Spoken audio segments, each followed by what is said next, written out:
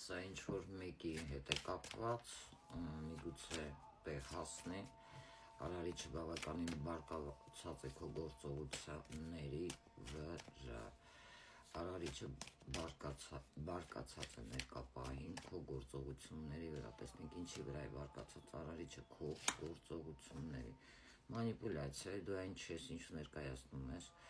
մարդկանց խաբելով, քոթակարտը գցելով, փորձելով ճարտար լեզվովդ մանիպուլյացիաներով դեպի քեզ քաշել մարդկանց։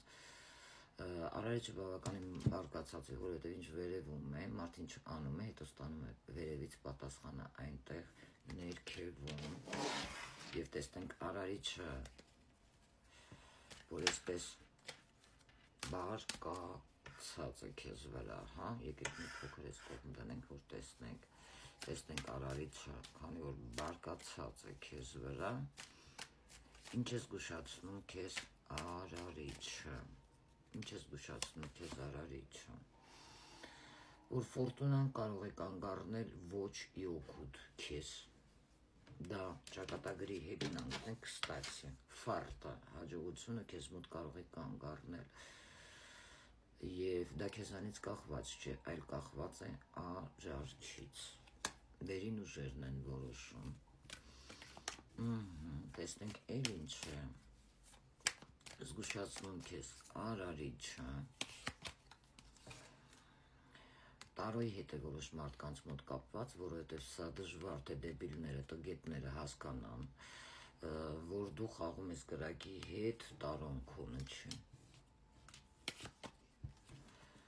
դու դա պետք է թողնես, իսկ եթե դու դա չթողնես, արարիչը քեզ համար բավականին շատ հետաքրքիր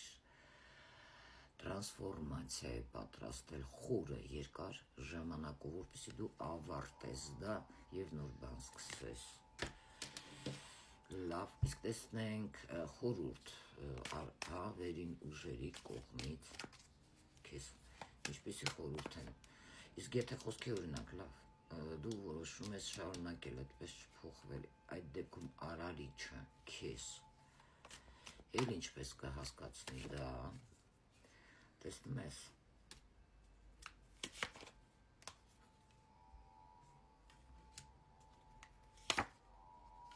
դա ստալով բավականին երկար ժամանակով,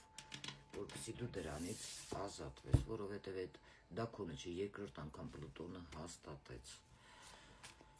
էլ ինչպես, տեսնում ես, յուրաքանչյուր գործողություն պաստավ կկանեն քեզ,